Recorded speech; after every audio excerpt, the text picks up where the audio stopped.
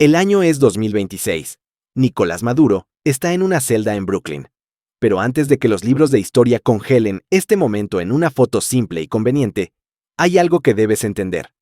No fue solo una operación de las fuerzas Delta lo que lo derribó. No fue solo un acuerdo político. Las esposas que viste en las noticias no se fabricaron en enero de 2026. Se forjaron una década antes, en silencio, en hojas de balance, en decisiones económicas tan absurdas que transformaron a un país entero en una escena del crimen financiero. Porque esto no es la historia de una caída política. Es la historia de un colapso matemático. Imagina sentarte literalmente sobre una piscina de oro negro. Más petróleo que Arabia Saudita. Playas, tierra fértil, una población educada, acceso privilegiado a los mercados energéticos del mundo. Y aún así, morir de hambre, no arruinarte lentamente, sino borrar el 80% de tu economía en solo 10 años. ¿Cómo desaparecen más de 100.000 millones de dólares sin construir una sola carretera, sin levantar un solo puente, sin dejar nada atrás? ¿Cómo haces que una simple taza de café cueste 3 millones? Hoy no estamos analizando un arresto, estamos leyendo una factura impaga.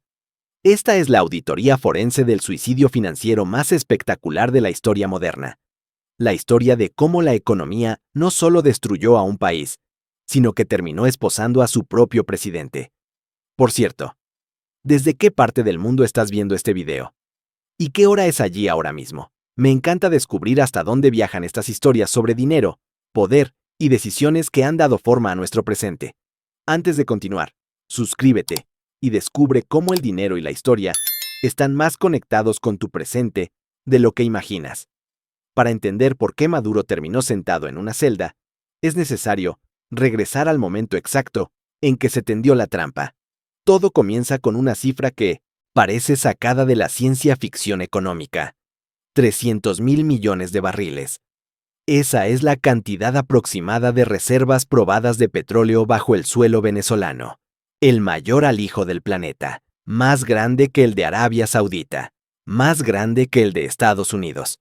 Un premio geológico tan descomunal que, bien administrado, habría convertido a cada ciudadano en accionista de una prosperidad generacional. Pero la economía tiene una ironía cruel. El petróleo es un dios celoso. Cuando Maduro tomó el poder, en 2013, tras la muerte de Hugo Chávez, recibió un país que ya avanzaba con el motor forzado.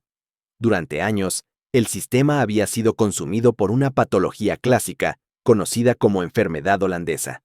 Una distorsión silenciosa que no colapsa de golpe, sino que adormece al resto de la economía mientras el dinero fácil fluye. El mecanismo era simple y devastador. Los ingresos petroleros fortalecían artificialmente la moneda. Importar se volvía barato. Producir localmente dejaba de tener sentido económico. Cultivar alimentos resultaba más costoso que traerlos del exterior. Fabricar bienes industriales perdía atractivo frente a la comodidad de comprarlos hechos. Poco a poco, el país dejó de producir. El campo se vació. Las fábricas cerraron. Toda la estructura productiva fue reemplazada por un solo gesto repetido cada día. Bombear petróleo, venderlo y usar ese dinero para comprar absolutamente todo lo demás. Mientras el precio del barril se mantuvo cerca de los $100, el modelo pareció un milagro. Las cuentas cuadraban. El gasto se disparaba. El Estado repartía subsidios, contratos y promesas. La sensación era la de una fiesta interminable, financiada por un pozo que parecía no agotarse jamás. Pero junto con esa dependencia, Maduro heredó algo mucho más peligroso. Una bomba de tiempo mal reparada.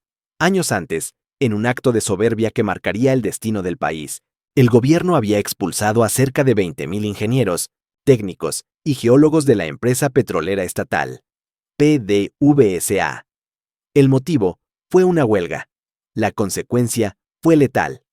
Esos profesionales fueron sustituidos por cuadros políticos leales, expertos en consignas, discursos y obediencia, pero ajenos al conocimiento técnico que mantiene viva una industria de alta complejidad.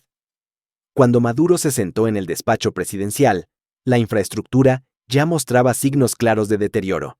Bombas corroídas, oleoductos con fugas, refinerías operando al límite. El sistema exigía inversión urgente, mantenimiento constante y gestión técnica. Pero el dinero tenía otro destino. La empresa petrolera fue tratada como una alcancía sin fondo. Recursos extraídos para financiar campañas, pagar favores, sostener alianzas internas. El presupuesto de mantenimiento fue recortado hasta desaparecer. Cada dólar que debía reinvertirse fue drenado para sostener la ilusión de estabilidad. Ese fue el primer clavo en el ataúd. El colapso de la producción. Al inicio de su mandato, Venezuela extraía cerca de 3 millones de barriles diarios. Con el paso de los años, esa cifra se desplomó de forma constante. Durante largo tiempo, apenas logró mantenerse por encima de los 800.000 barriles. En el punto más bajo, en 2020, la producción cayó hasta alrededor de 337.000 barriles diarios, un nivel incompatible con cualquier estado que dependa casi por completo de ese ingreso. El resultado fue una paradoja brutal. El país con las mayores reservas petroleras del mundo era incapaz de producir suficiente petróleo para sostenerse. La gallina de los huevos de oro había sido explotada sin cuidado, privada de alimento, descuidada hasta el agotamiento. Cuando dejó de poner huevos, ya era demasiado tarde para revertir el daño. El año es 2014. El precio del petróleo se desploma y de un día para otro, el cajero automático deja de escupir dinero. El SOA, Estado, enfrenta una montaña de facturas imposibles de esquivar. Programas sociales, subsidios masivos, deuda externa y, sobre todo, la lealtad de las Fuerzas Armadas. El modelo entero dependía de un flujo constante de petrodólares, y ese flujo acababa de secarse. Ante ese escenario, la reacción fue directa y brutal. En lugar de ajustar el gasto o reordenar las cuentas, el poder se giró hacia el Banco Central y activó la máquina más peligrosa de todas, la impresión de dinero. Billetes nuevos comenzaron a salir como si el papel pudiera reemplazar a la riqueza real. Lo que siguió fue algo mucho más grave que una inflación alta. Fue hiperinflación. Una aceleración tan extrema que dejó inútiles todas las referencias conocidas. Las cifras ayudan a entender la magnitud del desastre. En 2013, la inflación rondaba el 56%. Era elevada, alarmante, pero aún contenible. En 2015, subió al 180%. En 2016, alcanzó el 254%. Y luego, la represa cedió. En 2018, tanto el Fondo Monetario Internacional como la Asamblea Nacional estimaron que la inflación llegó a alrededor del 130.000%. A comienzos de 2019, algunas mediciones la situaban por encima del 300.000%. Son números que desafían la intuición. En cuestión de días, bienes básicos multiplicaban su precio de forma absurda. Un producto que costaba $1 podía pasar a costar miles en menos de una semana. Los precios dejaron de moverse por años o por meses. Empezaron a cambiar por horas. En los restaurantes, los menús perdieron sentido. Para cuando un cliente terminaba de comer, el valor del plato principal ya era otro. El bolívar se vació de significado. Su valor práctico cayó tan bajo que los billetes comenzaron a usarse para limpiar mesas, envolver objetos o fabricar artesanías. El trabajo manual valía más que la cifra impresa en el papel. Frente a ese colapso monetario, la respuesta oficial fue una huida hacia adelante. En lugar de reconocer el daño, el discurso giró hacia enemigos externos e internos. Se habló de una guerra económica. Se señaló a comerciantes, a conspiraciones extranjeras y a supuestos saboteadores. El Estado respondió con fuerza. Militares entraron a los comercios y fijaron precios arbitrarios. Televisores vendidos a valores simbólicos, impuestos por la autoridad. El efecto fue inmediato y devastador. Los comerciantes cumplían la orden, vendían el producto y se quedaban sin capital para reponer inventario. Los estantes se vaciaron. La escasez se volvió cotidiana. El mercado dejó de funcionar porque los precios habían sido destruidos. Este fue el segundo clavo en el ataúd. Una economía se sostiene sobre un pilar invisible, pero esencial: la confianza. Confianza en la moneda. Confianza en que vender hoy permite comprar mañana. Al incendiar ese pilar, cada intercambio se convirtió en una carrera contra el tiempo. Los salarios eran gastados en el mismo instante en que se cobraban. Cualquier objeto tangible parecía más seguro que el dinero. Arroz, llantas, productos de limpieza. Cualquier cosa servía como refugio momentáneo frente a una moneda que se derretía en las manos. La economía había entrado en pánico permanente, y ese pánico ya era imposible de detener. En 2016, un chiste oscuro comenzó a circular por las calles de Caracas. Se le conocía como la dieta de Maduro. El remate era simple y brutal. Adelgaza, pero no fortalece. Carecía de gracia, pero en medio del hambre, el humor se convirtió en el último recurso para soportar la realidad. Cuando el cuerpo deja de recibir alimento, la ironía termina siendo el único nutriente disponible. Los datos confirmaron que aquello iba mucho más allá de una broma amarga.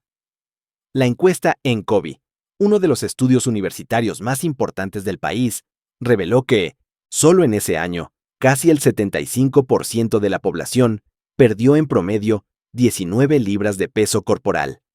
La causa no fue un cambio de hábitos saludables, ni una moda de bienestar. Fue la ausencia sistemática de alimentos. Millones de personas comenzaron a saltarse comidas como mecanismo de supervivencia. Aquí aparece el tercer clavo en el ataúd: la militarización de la escasez. Con la economía destruida, los supermercados vacíos y la producción interna colapsada, el gobierno presentó una supuesta solución. Surgieron las llamadas cajas CLAP, siglas de Comités Locales de Abastecimiento y Producción. Una simple caja de cartón pasó a convertirse en el instrumento político más poderoso del país. Dentro había alimentos subsidiados, distribuidos directamente a los hogares. En los documentos oficiales, el programa se presentaba como ayuda social. En la práctica, funcionaba como un sistema de control. El acceso a la caja dependía de la obediencia. Las familias que protestaban quedaban fuera. Los hogares que se negaban a firmar listas partidarias dejaban de recibirla. En zonas donde el voto había favorecido a la oposición, los camiones simplemente dejaban de aparecer, siempre con una excusa conveniente. Pero la auditoría forense revela un nivel todavía más profundo de corrupción. La escasez no solo fue utilizada como mecanismo de dominación, también se transformó en una fuente de enriquecimiento. En el centro de ese esquema apareció una figura clave: Alex Saab.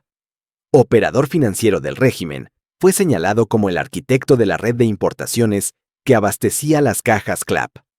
Años después, su nombre quedaría asociado a un intercambio de prisioneros realizado en 2023. Las investigaciones expusieron un patrón inquietante. Alimentos de baja calidad eran comprados en el exterior a precios inflados. Productos con escaso o nulo valor nutricional ingresaban al país como si fueran insumos de primera categoría.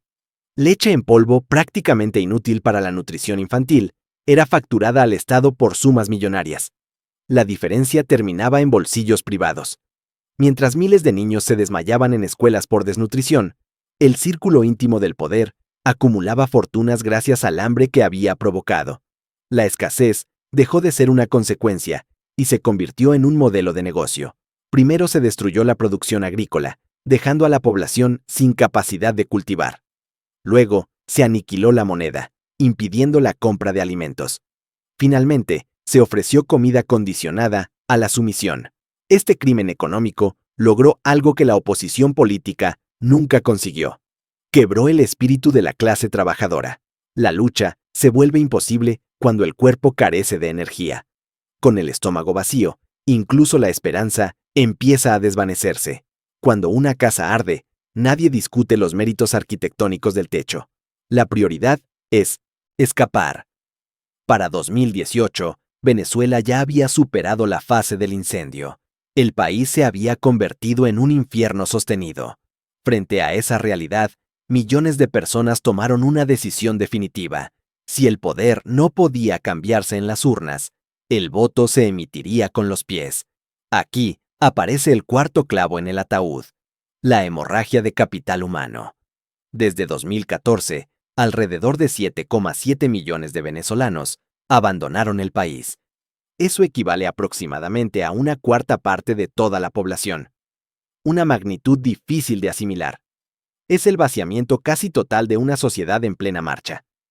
Se trata de la crisis de desplazamiento más grande en la historia del hemisferio occidental. En ciertos periodos, incluso superó a conflictos armados ampliamente documentados. La diferencia es brutal. En este caso, no hubo invasiones extranjeras ni ciudades reducidas a escombros por misiles. La fuerza expulsora fue interna. Fue la política económica, convertida en arma de destrucción masiva. El éxodo abarcó a todos los sectores, pero golpeó con especial dureza a quienes sostienen el funcionamiento de un país: médicos, ingenieros, maestros, técnicos petroleros, personal especializado, profesiones formadas durante décadas que de pronto dejaron de existir dentro del territorio. En hospitales, la ausencia se volvió tangible. Cortes eléctricos constantes, generadores inutilizados por saqueos, quirófanos vacíos porque los cirujanos ya no estaban allí. Muchos habían emigrado para realizar trabajos muy por debajo de su formación, simplemente para sobrevivir. Ese fue el daño estructural más profundo.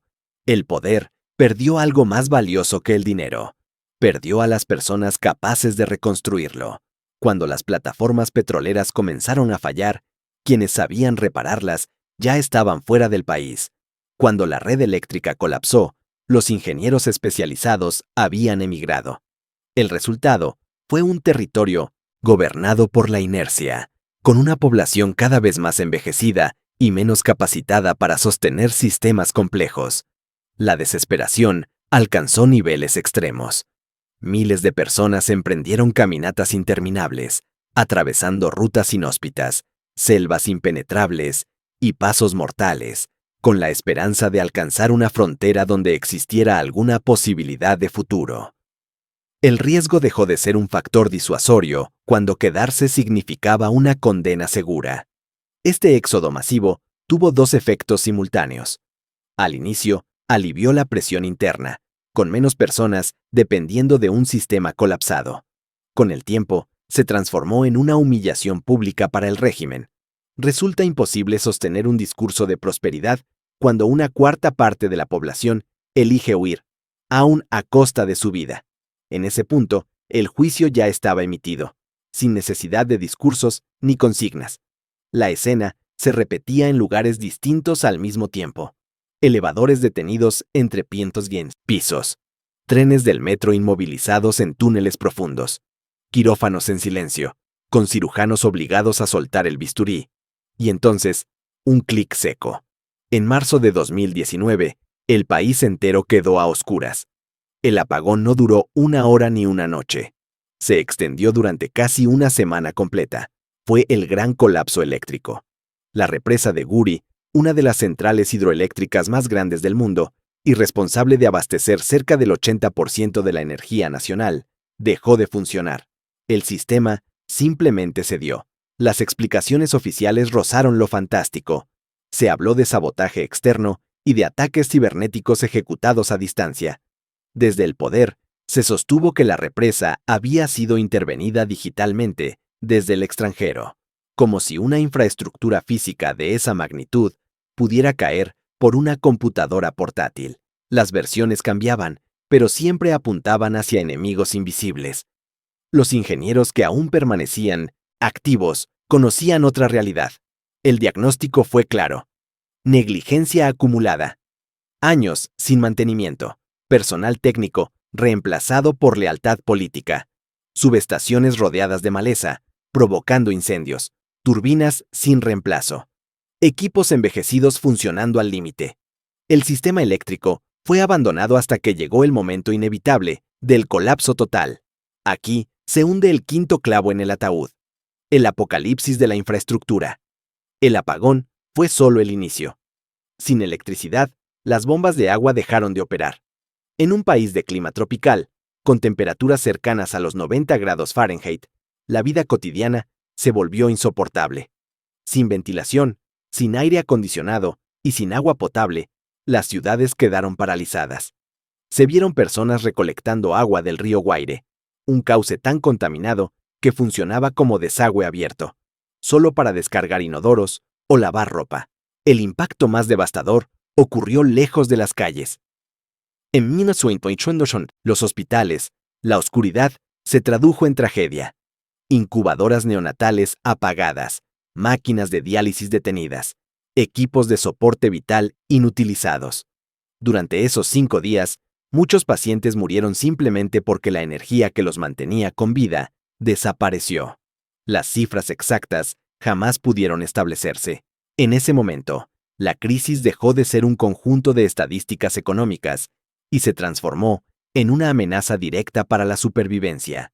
El Estado había fallado en garantizar los 2 elementos más básicos de cualquier civilización: electricidad y agua.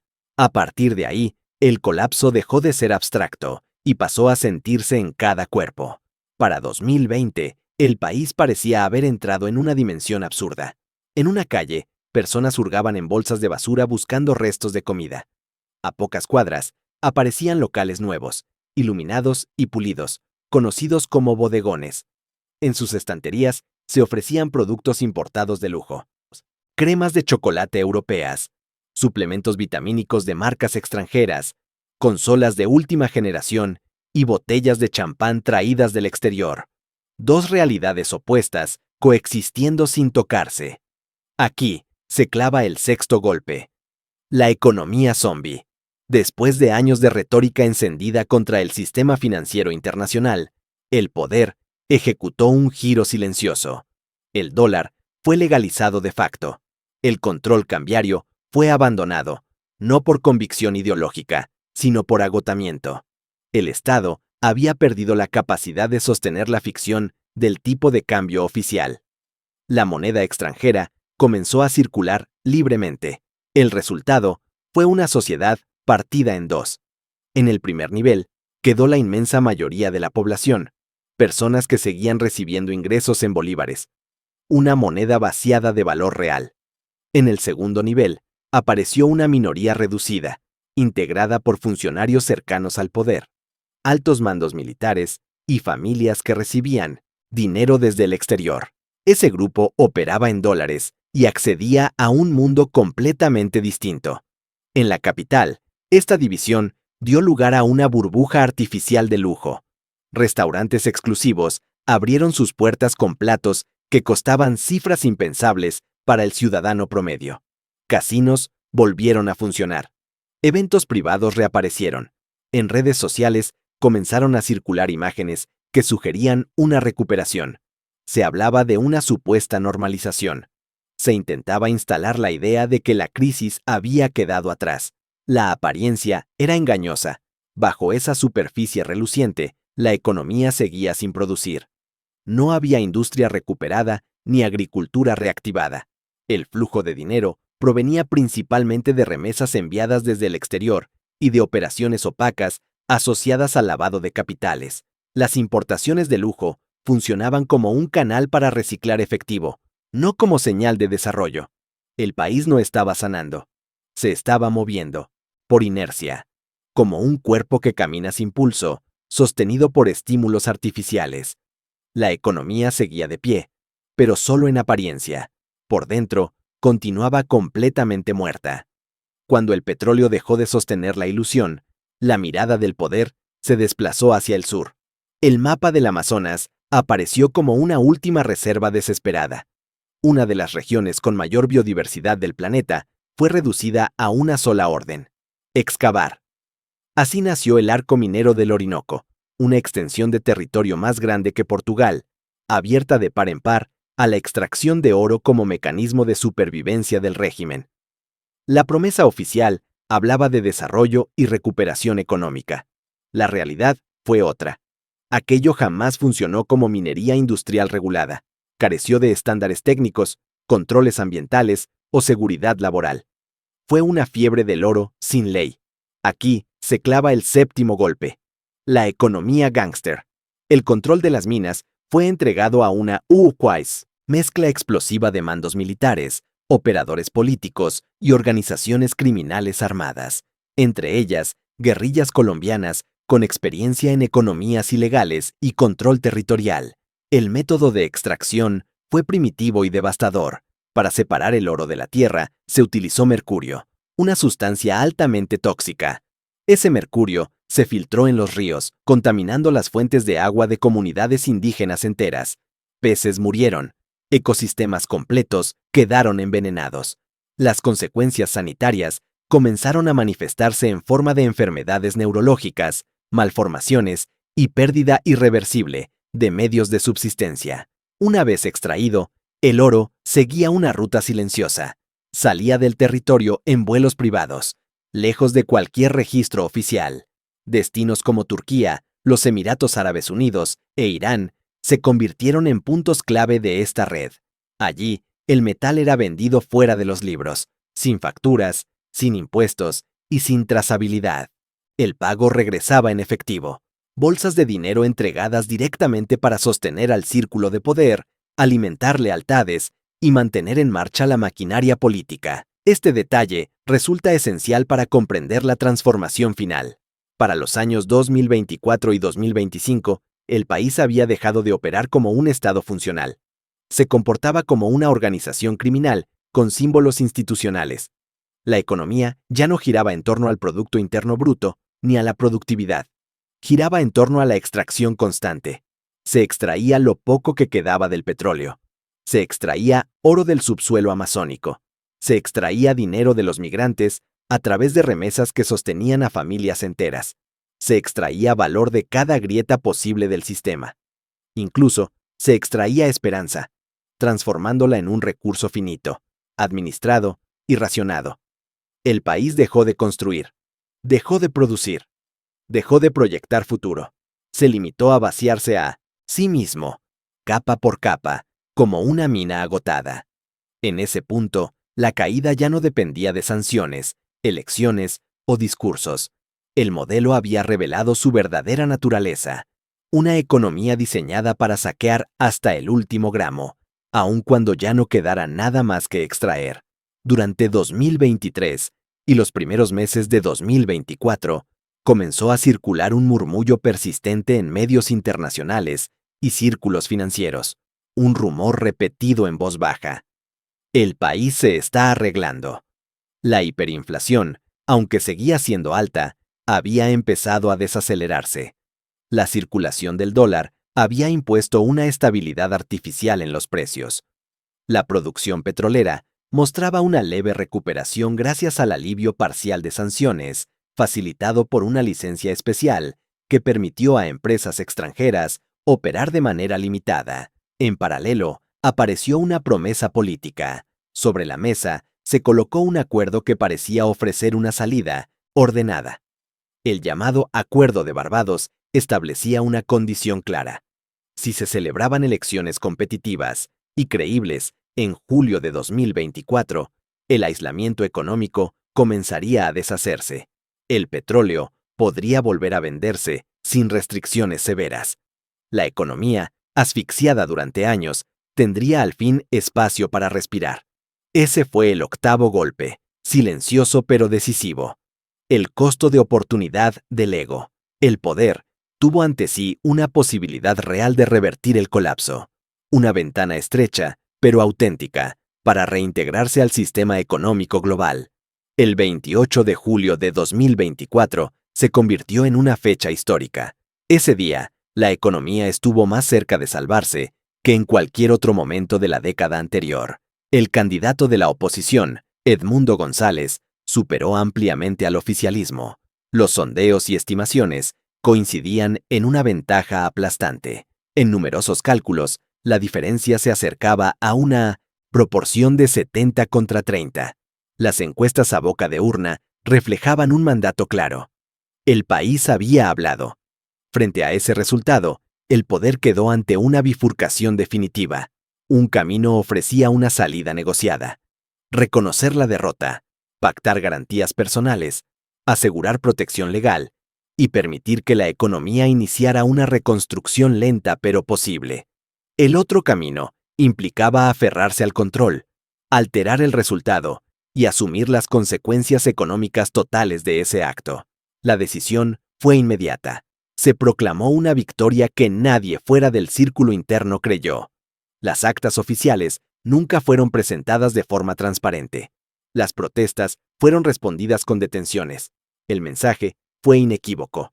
El poder prevalecería, incluso si eso significaba cerrar la última puerta económica disponible.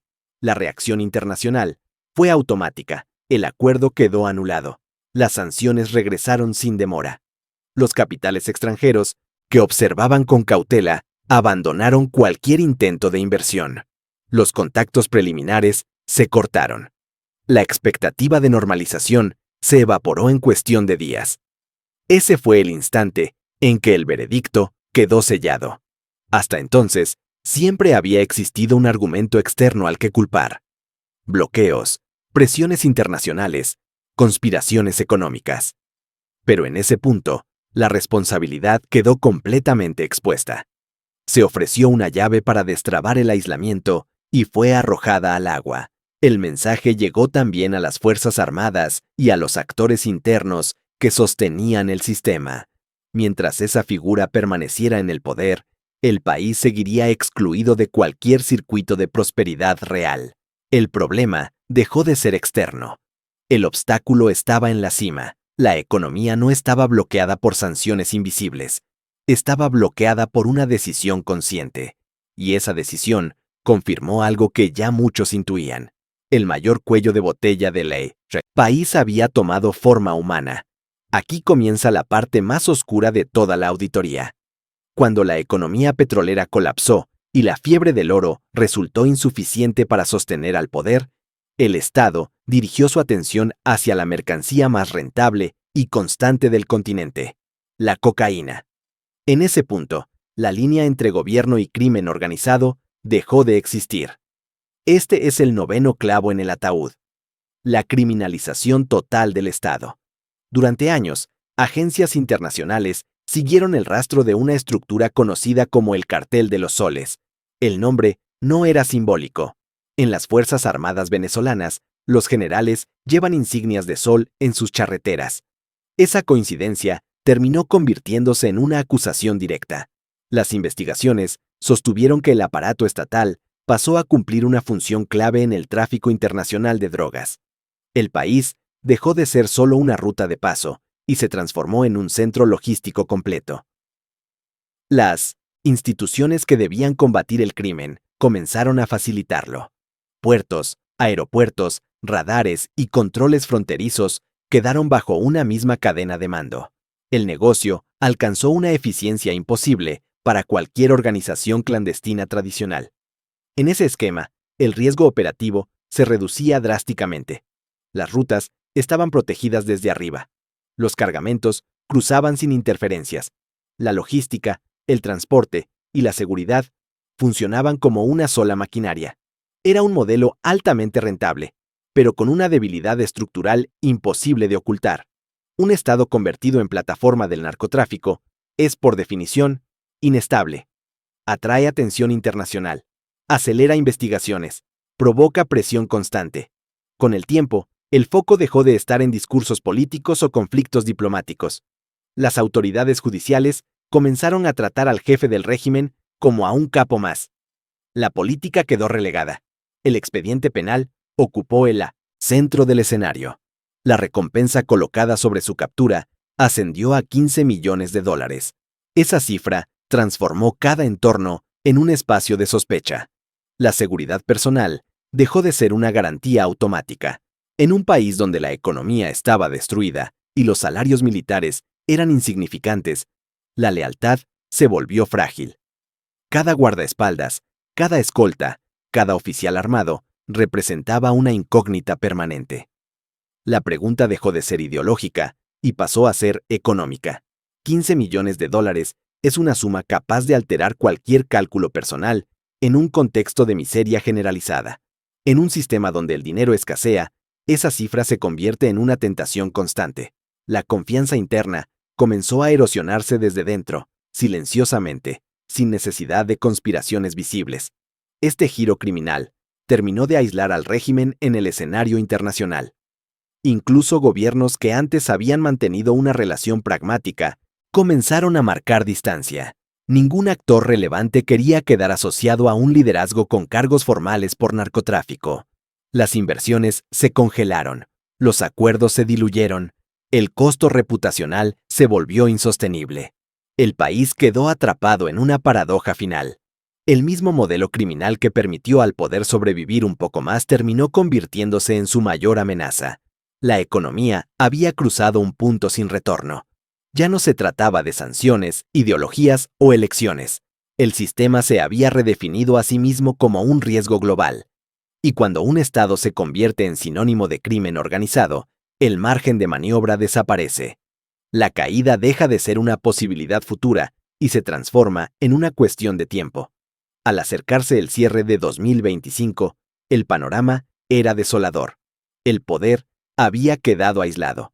Los ingresos petroleros se habían evaporado. La población se había marchado en masa o sobrevivía en condiciones extremas. La infraestructura del país estaba colapsada, sin capacidad de sostener la vida cotidiana. Los sistemas eléctricos, el agua, el transporte y la salud funcionaban apenas por inercia. Las Fuerzas Armadas, pilar histórico del régimen, ya no recibían pagos regulares. La recompensa internacional flotaba como una sombra constante, introduciendo una tentación silenciosa en cada cuartel. El cerco se cerraba. La fantasía política había sido finalmente alcanzada por la realidad económica. Ese contexto conduce directamente al evento del 3 de enero de 2026, el punto de quiebre definitivo. La historia ofrece una enseñanza constante sobre los regímenes autoritarios. La impopularidad puede soportarse. Las sanciones pueden resistirse. Incluso los intentos fallidos de derrocamiento pueden superarse.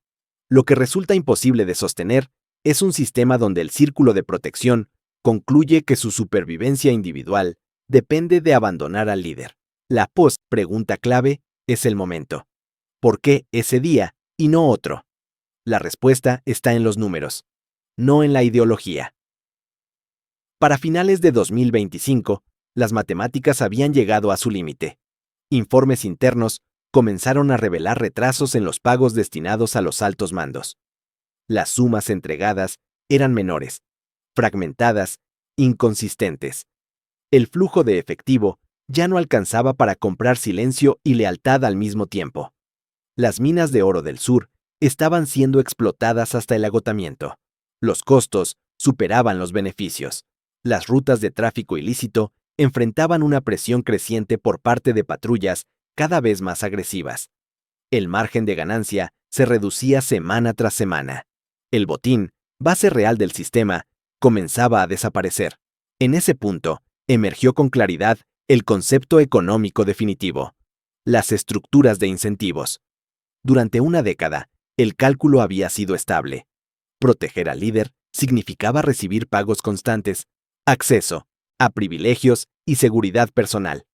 Ese equilibrio se mantuvo mientras hubo recursos suficientes para sostenerlo. El 3 de enero de 2026, ese cálculo se invirtió por completo. A partir de ese día, la ecuación cambió. Proteger al líder implicaba compartir su destino. Mantener la lealtad significaba hundirse con un sistema en bancarrota. En cambio, entregarlo abría la posibilidad de negociar, preservar parte de la riqueza acumulada y asegurar un futuro fuera del colapso. El incentivo dejó de apuntar a la protección y comenzó a señalar la salida. Cuando las unidades de las fuerzas Delta descendieron, el escenario ya estaba decidido.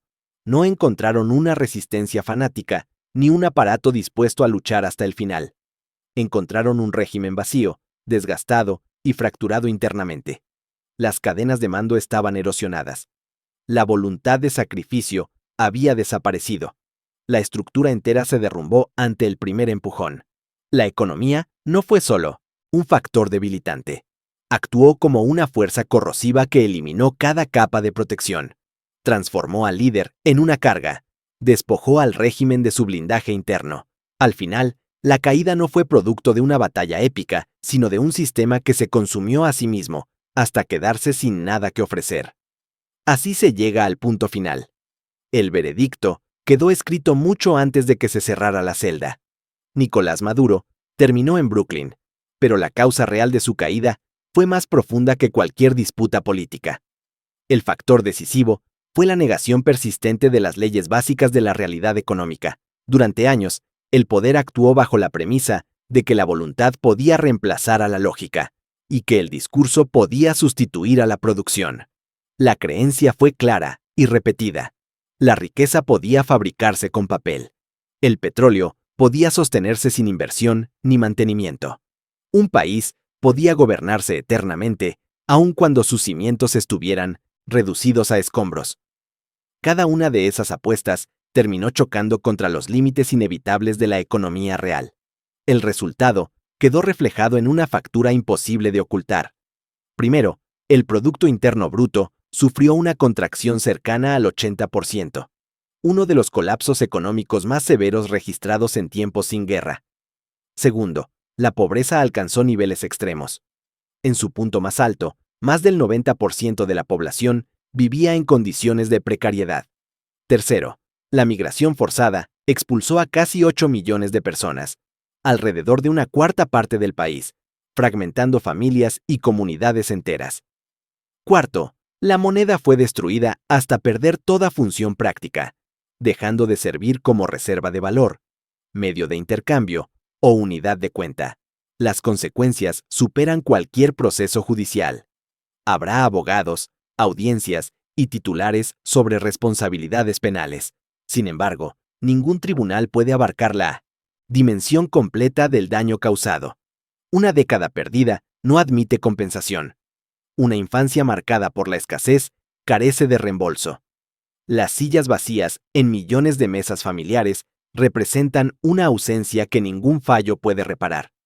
La economía que terminó derribando al poder también arrastró a la sociedad a un nivel de sufrimiento prolongado. El colapso se filtró en la vida cotidiana, en la salud, en la educación y en las relaciones humanas. Aunque la figura central haya desaparecido del escenario, las secuelas permanecen. El fin del liderazgo marcó apenas el cierre de una etapa, no la solución inmediata del daño acumulado. La pesadilla política pudo haber concluido, pero el despertar trae consigo un desafío más complejo. La reconstrucción exige tiempo, recursos y confianza. Tres elementos que fueron erosionados durante años. El país quedó libre de un hombre, pero aún debe liberarse del peso de las ruinas económicas, sociales y morales que quedaron atrás. Al final, la lección trasciende fronteras e ideologías. La economía nunca fue solo una cuestión de dinero, siempre fue una cuestión de vida. Si este análisis ayudó a comprender cómo las decisiones económicas pueden levantar o destruir a una nación entera, vale la pena seguir profundizando. Suscribirse a este canal permite continuar explorando las historias que rara vez se cuentan completas, aquellas donde la economía deja de ser abstracta y se convierte en destino. Compartir este video mantiene viva la conversación y ayuda a que más personas entiendan por qué los números, las políticas y los incentivos importan tanto como las ideologías. Cada reproducción sostiene este espacio de análisis y memoria. Gracias por haber llegado hasta el final. Gracias por el tiempo, por la atención y por acompañar este recorrido. La historia continúa y aquí seguirá siendo contada.